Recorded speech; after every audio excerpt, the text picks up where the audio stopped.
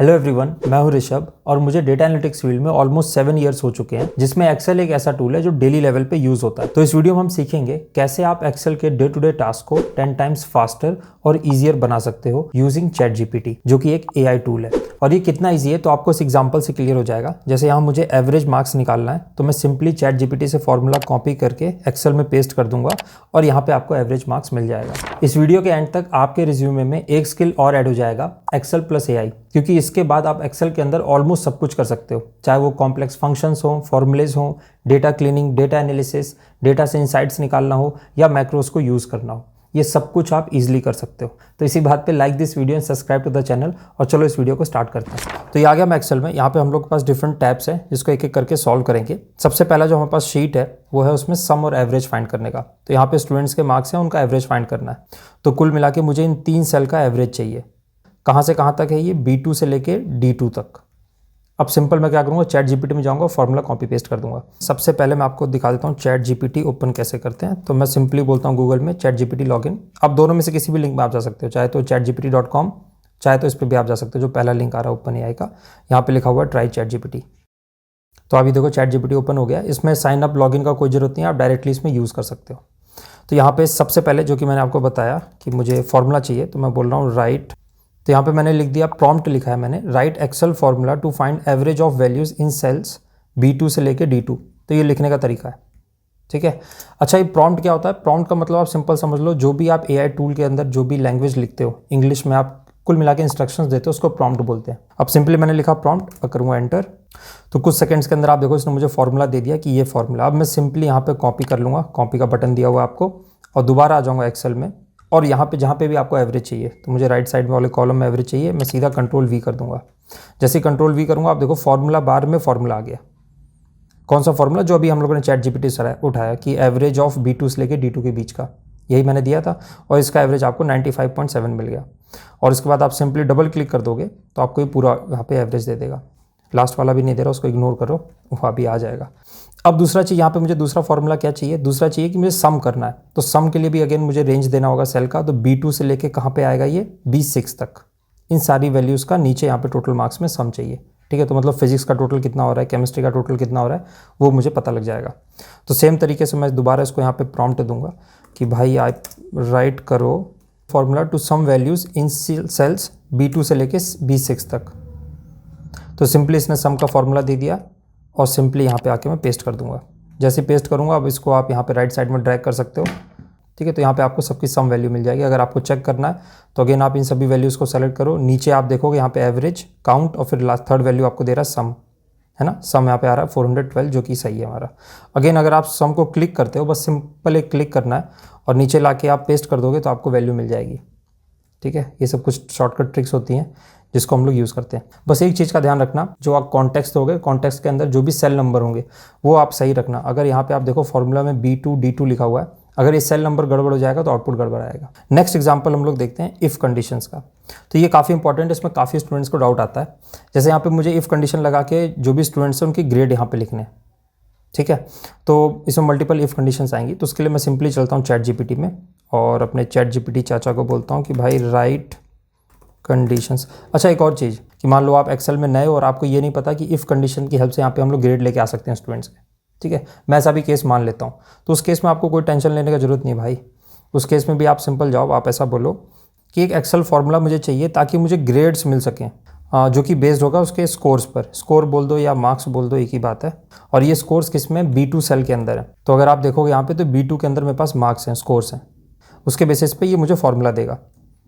अब यहाँ पे मुझे कंडीशंस देनी होगी कि जो फॉर्मूला चाहिए आपको कैसे चाहिए। तो मैं ऐसा बोलूँगा कि भाई अगर A ग्रेड होगा तो इसका मतलब है कि 90 प्लस स्कोर होगा, ठीक है। अगर B ग्रेड है इसका मतलब है 80 to 90 स्कोर होगा। C अगर होगा तो इसका मतलब 70 to 80 होगा।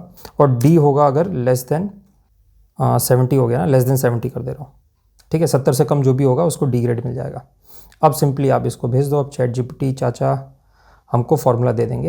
यहाँ पे हमारा फार्मूला आ गया और नीचे फार्मूला एक्सप्लेन भी कर रहा है। अगर किसी भी फार्मूला को आपको समझना हो कि भाई सम क्या होता है या एवरेज क्या होता है या यहाँ पे इफ़ लगाया, तो वो आप वैसे तो फार्मूला आपको एक बार समझा देगा कि क्या कर रहा है, बट अगर आपको स्पेसिफिक किसी भी चीज़ में डाउट हो तो आप उससे नेक्स्ट प्रॉम्प्ट में पूछ सकते हो, ठीक है। अब सिंपली मैं यहाँ पे आके फार्मूला कर दूंगा पेस्ट। जैसे ही पेस्ट करेंगे आपको आउटपुट मिल जाएगा। तो यहाँ पे आप देखो ए ग्रेड आ गया, क्यों? क्योंकि 90 से प्लस स्कोर है। अब यहाँ पे मैं डबल क्लिक कर दूंगा तो सारी वैल्यूज़ आ जाएंगी। नेक्स्ट हम लोग देखते हैं डेटा क्लीनिंग। ये काफ़ी ज़्यादा इंपॉर्टेंट है और ये काफ़ी ज़्यादा यूज़ होता है डेटा क्लीनिंग में।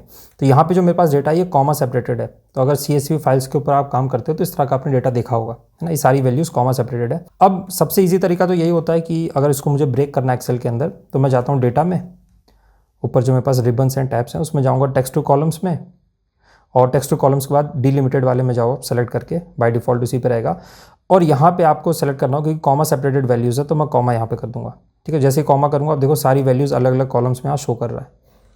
सपोज करो कॉमा नहीं किसी और वैल्यू से सेपरेटेड था, तो यहाँ पे आप अदर्स में जाओगे और मान लो अंडरस्कोर से, काफ़ी बार होता है कि अंडरस्कोर से सेपरेटेड होता है, तो आप अंडरस्कोर्स बोल दोगे तो जहाँ जहाँ अंडरस्कोर्स होगा वो सेपरेट कर देगा। या मान लो अगर @ सिंबल से है तो आप देखो हमारी ईमेल आईडी के अंदर ये सिंबल आ रहा है @example.com, इसलिए यहाँ से उस 2 पार्ट्स में ब्रेक कर दे रहा है, ठीक है। बट हमारे केस में पहले से मामला सेट है, हमारे पास एक वैल्यू है कॉमा सेपरेटेड, तो मैं कॉमा को करके नेक्स्ट कर दूंगा और फिर फिनिश कर दूंगा तो सारी वैल्यूज़ मुझे मिल जाएगी, ठीक है। आप देखो यहाँ पे सारी वैल्यूज़ मुझे मिल गई अलग अलग सेल में। अच्छा एक चीज़ और, इसलिए मैंने ये वाला एग्जांपल लिया था, इसमें कुछ लोगों ने, काफ़ी लोगों का मतलब ऐसा डाउट आया था कि भैया डेट कॉलम आपने डेटा गलत दिया हुआ है। एक मैंने रॉ फाइल शेयर किया था कि उसमें ऐसा हैश करके वैल्यूज़ आ रहा है, तो ऐसा नहीं है, आपको इस कॉलम की विड्थ को इंक्रीज़ कर देना बस, ठीक है। ऐसा काफ़ी बार होता है जब आप एक्सेल में नया काम करते हो, बट ठीक है। तो ये एक तरीका तो हो गया डेटा को लेके आने का, बट मुझे ऐसा नहीं चाहिए, तो मैं सब कुछ Ctrl+Z करके वापस कर दूंगा और वापस इस कॉलम को सेलेक्ट करके, क्योंकि ये पंगा क्रिएट करेगा, यहाँ पे जाके मैं कॉमा को हटा दे रहा हूँ, ठीक है। नेक्स्ट करके फिनिश कर दे रहा हूँ, वरना ये फॉर्मूला लिखने में प्रॉब्लम करेगा। अब मैं इसी चीज़ को फॉर्मूले से भी कर सकता हूँ। मोस्ट ऑफ द केस में क्या होता है, इसमें से जो भी आपको एग्जैक्ट वैल्यू चाहिए उसको आप पुल कर सकते हो। फॉर एग्जांपल अगर मुझे सिर्फ मार्क्स चाहिए तो मैं क्या करूँगा, इसको कॉपी करूँगा, चलते हैं ChatGPT में और इसको बोलते हैं, ठीक है। तो यहाँ पे मैंने क्या फॉर्मूला लिख दिया कि आप एक एक्सेल फॉर्मूला लिखो जिससे एक्सट्रैक्ट कर सकूँ मैं लास्ट वैल्यू किस में से, जो कि कॉमा सेपरेटेड वैल्यूज़ हैं। मैं इसको यहाँ पे हेडर दे दे रहा हूँ, ठीक है। जो ID नेम एज है इसमें से मुझे लास्ट वैल्यू चाहिए। लास्ट वैल्यू अगर आप चाहो तो ऐसा भी लिख सकते हो, इमेज वैसे भी नहीं चाहिए भाई, आप चाहो तो यहाँ पे लिख सकते हो कि लास्ट वैल्यू का मतलब है मार्क्स, ठीक है। सिंपल सॉर्टेड, और इसको कर देंगे हम लोग सेंड।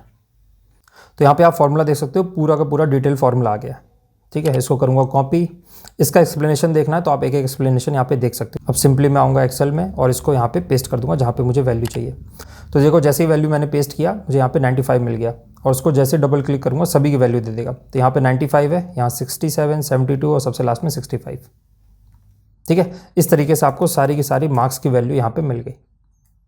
आई होप क्लियर होगा। एक चीज़ का और ध्यान रखना आप, यहाँ पे इसने जो फॉर्मूला मुझे दिया उसमें A2 लिखा हुआ है। आप एक बार मैं फिर से दिखा देता हूँ, आप देखो यहाँ पे A2 के बारे में बात हो रहा है, ठीक है। मतलब A2 सेल के अंदर जो भी वैल्यू होगी उसको ये सबसे लास्ट वैल्यू आपको ला के दे रहा है, इसलिए बहुत ध्यान रखना। मतलब बार बार मैं आपको बता रहा हूँ, जो सेल का नेम है यहाँ पे आप देखो, जो नेम बॉक्स है ना, वो कहाँ पे आप फॉर्मूला लगाना चाहते हो वो आपको बताना होगा। वैसे मैंने इस केस में नहीं बताया, पर आप चाहो तो प्रॉम्प्ट बता सकते हो कि आपकी वैल्यू कहाँ है, ठीक है। मतलब ये जो आपने वैल्यूज़ दी है ये कौन से सेल नंबर पे, तो वो आपको फॉर्मूला में अपडेट करके दे देगा। मैं एग्जांपल दिखाता हूँ, वैल्यू इज़ इन सेल, मान लो अगर A2 की जगह मैं B2 ले लेता, ठीक है। अब देखो फॉर्मूला B2 के लिए अपडेट कर देगा। आप सिंपली इसको कॉपी पेस्ट करके यूज़ कर सकते हो, ठीक है। नेक्स्ट हम लोग देखते हैं VLOOKUP। तो VLOOKUP में काफ़ी बार लोगों को दिक्कत होता है स्टार्टिंग में, जब आप एक्सेल सीख रहे होते हो, तो यहाँ पे आप उसका अच्छा यूज़ कर सकते हो ChatGPT का। अब यहाँ पे मुझे लुकअप करना है वैल्यू इस फ्रूट मैंगो के लिए, जो कि इस टेबल के अंदर है, ठीक है। तो यहाँ पे आप जो भी नाम लिखोगे उसकी वैल्यू आ जानी चाहिए प्राइस में।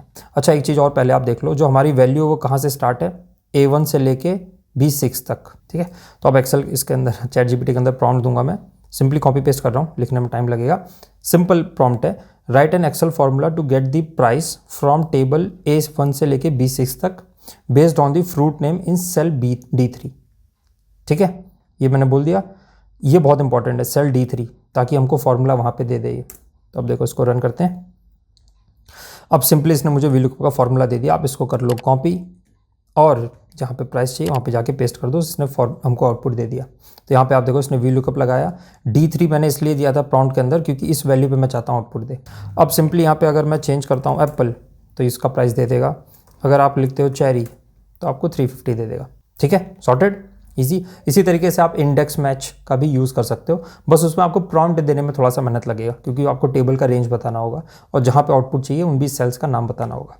अब नेक्स्ट हम लोग देखते हैं इनसाइट्स निकालना, जो कि बहुत ज़्यादा बार मतलब इसमें लोग प्रॉब्लम फेस करते हैं।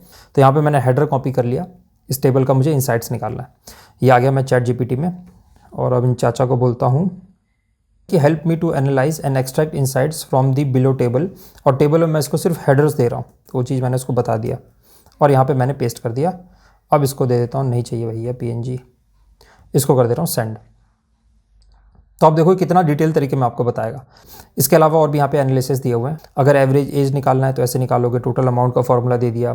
नेक्स्ट काफ़ी इंपॉर्टेंट है विजुअलाइजेशन। काफ़ी लोग को डाउट होता है कि कौन सा चार्ट कब यूज़ करें, ठीक है, वैसे तो आपको पता होना चाहिए, बट अगर नहीं पता तो ये आपको हेल्प कर देगा, ठीक है। इसके अलावा अगर आपको और इन्फॉर्मेशन चाहिए तो आप इससे अगेन प्रॉम्प्ट लिख के आप और डिटेल में इन्फॉर्मेशन ले सकते हो। सेम इसी तरीके से आप मैक्रोस पर काम कर सकते हो। फॉर एग्जाम्पल, अगर मुझे डुप्लीकेट्स रिमूव करने एक टेबल में से, तो मैं चैट जीपीटी को ये प्रॉम्प्ट दूंगा और आउटपुट में आपको जो मैक्रोज मिलेगा इसको आप डायरेक्टली एक्सेल में यूज़ कर सकते हो। फाइनली वीडियो को एंड करने से पहले मैं 2 पॉइंट्स क्लियर कर देता हूँ। पहला, आप एक्सेल के अंदर प्रोडक्टिविटी को इंक्रीज करने के लिए प्लगइन्स का भी यूज़ कर सकते हो। फॉर एग्जाम्पल कोपायलट, जो कि एक AI टूल है और सेम माइक्रोसॉफ्ट ने बनाया है, बट ये पेड है। इसके अलावा और भी काफ़ी सारे टूल्स और प्लगइन्स हैं जिनको आप यूज़ कर सकते हो। दूसरा पॉइंट, जो आपको पता ही है कि किसी भी स्किल को मास्टर करने के लिए प्रैक्टिस इज़ वेरी इंपॉर्टेंट, और प्रैक्टिस के लिए अगर आपको फ्री डेटा सेट चाहिए तो आप कैगल वेबसाइट का यूज़ कर सकते हो, ठीक है। तो इसी के साथ आई होप आपको इस वीडियो से कुछ सीखने को मिला, तो please like this video and subscribe to the channel. मिलते हैं आपसे नेक्स्ट वीडियो में, तब तक के लिए बाय बाय।